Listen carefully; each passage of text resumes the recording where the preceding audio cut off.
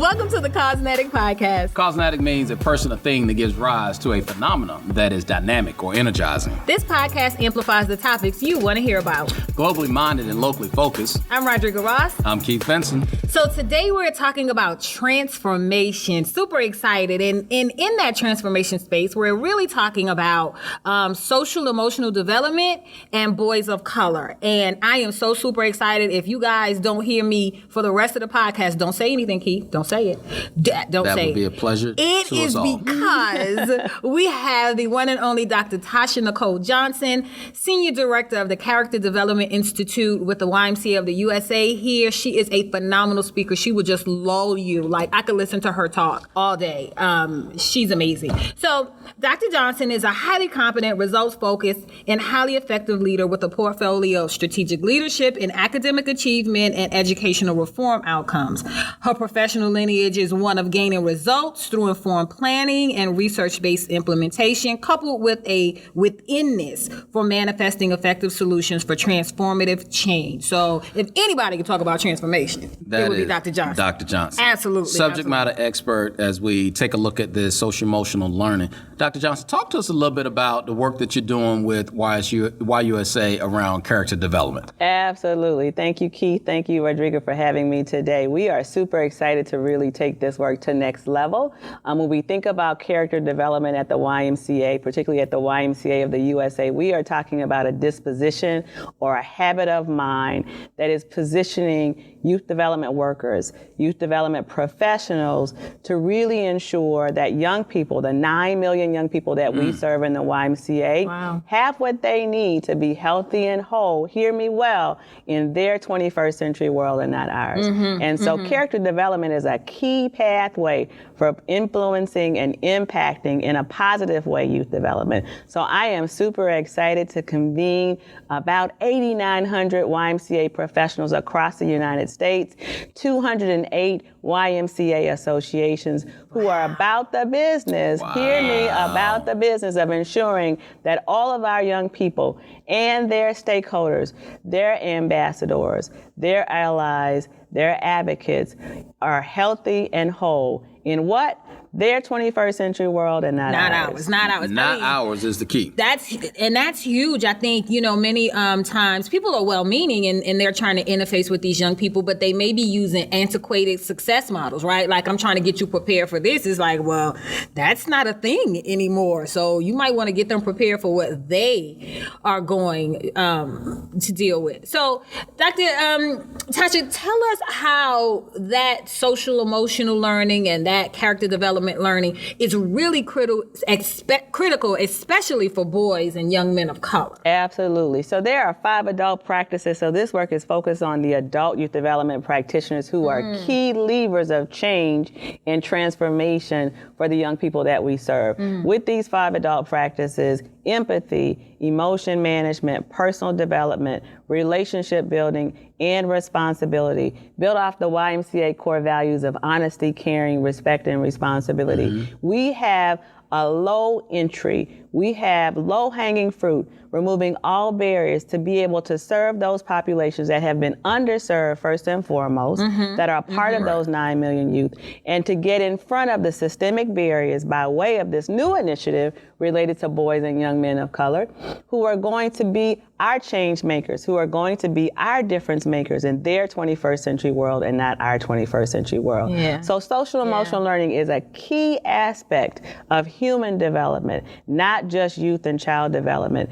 And all of the research and all of the practice have lined up to tell us when we know better, that means when we have intentional skills, when we have intentional dispositions to show up and show out with inclusion, to show up and show out with love and empathy, we can positively influence the most, and we can certainly transform those who we have been responsible for creating the least. So go ahead, Keith. So I've had the opportunity to work with you for the last few years with this project. Talk to me about the adult's role in all of this? Yeah. Because so oftentimes is that here's a book, hey, go teach this to the kids. Yeah.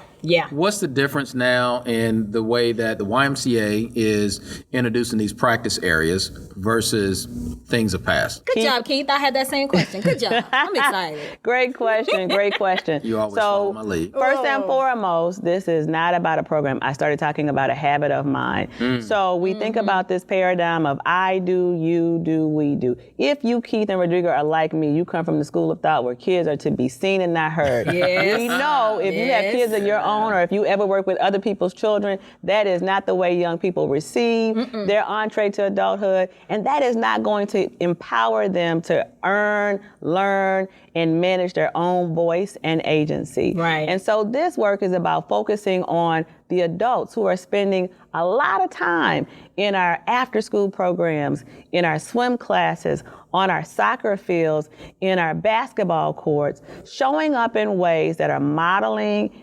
engaging, activating, and creating space for children to be children, but to also practice the trials, the tribulations, the affirmations and celebrations that they will experience as growing adults and as active adults in their 21st century world and not ours. Yeah. I wish I had this language when my grandmama used to tell me, the children should be seen and not heard. I needed this language. Well, Grandma knew what she was doing best. Don't act like that. Yeah.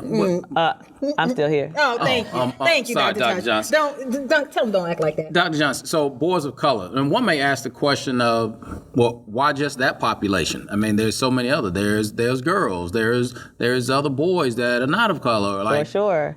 We get that question all the time. And so we like to lean on the strategic development principle of targeted universalism. So if you can work with those who are on the fringe of greatness, and in our country, it's those who have been marginalized, oppressed, and trivialized to be able to access the spoils of this great country. If we can elevate those who have experienced the least of what we have to offer, and then we are able to raise that tide, and all of them are able to benefit from it. So as a woman who identifies as a woman of African descent, African American, I say it is not about not ever supporting girls and young ladies of color, just not right now. Right. And that's not necessarily a popular position, but it is one we think that there are limited resources, when there are limited opportunities to have great people to mentor and to allocate financial dollars and time to supporting work well, sometimes we have to make those hard decisions. Yeah. So once again, as a woman of color, as an African-American woman,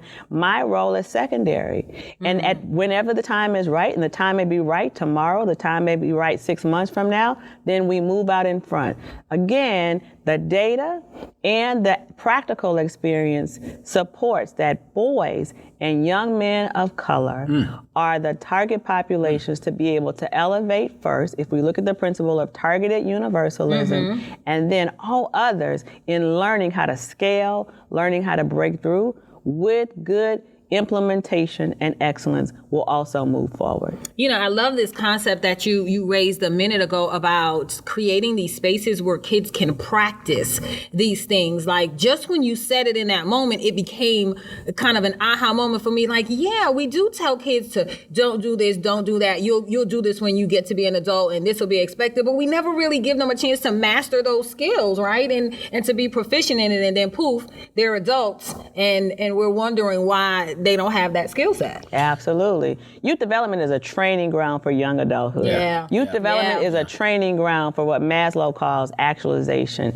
If not us, as a 175-year-old organization, then who? Right. We're also learning that we cannot do this work alone. So as we are thinking about the Boys and Young Men of Color initiative, it is not just about the great news of the YMCA. Certainly we know that we have to have a place in that narrative, serving 9 million young people. It is also about the business of creating collaborations and partnerships, creating spaces and place for young people to ensure that they can thrive and survive and be their best personal and professional selves. And so we are appreciative of our organization committing to this initiative. And as we are first in so many places, we hope to be first in this transformative experience.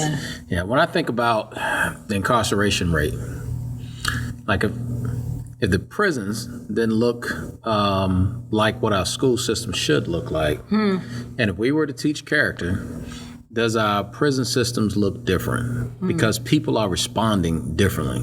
And so many of our boys are not getting locked up, not getting in situations whereby folks are coming after them. And the people who are coming after them, not in the right way, that they'll be out and doing productive work in our communities. Sure, Keith. I think prevention and intervention go hand in glove. Yeah. You know, there are places for incarceration. I mean, what we also have to address and respond to in terms of critical decision making with young people is when they make decisions, there are positive and negative consequences. Right, absolutely. It is our responsibility as a youth development organization to be in the place. So we can't just leave our young people behind because they are locked up or are incarcerated. Yeah. We have to take the YMCA, we have to take other youth serving organizations to where the people are. So if they are in the detention centers, that is where we should be. If they are in rehab facilities,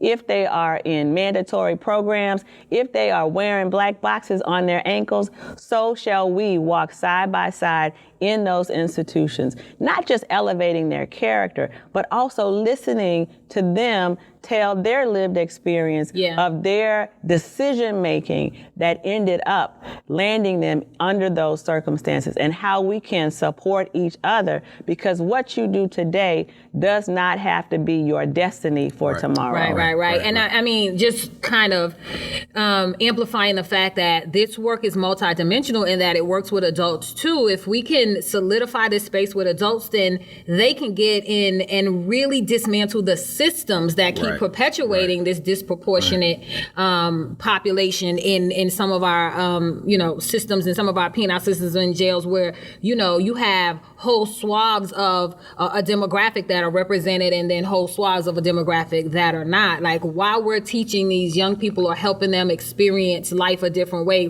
from a different set of character development skills, we can also be talking to adults. Now let's break these systems that keep landing these folks here unjustly. But we also, I think the antecedent, Rodrigo, of doing that before we go into a system is to really step back and see how we have contributed to the system. So if we are not looking at that man or that woman in the mirror, then we have a great opportunity to reify the status quo. I agree. I mean, this work is so powerful. The Obama administration, the Obama Foundation, rather, is doing some great work, and we're partnering with them in certain parts of the country.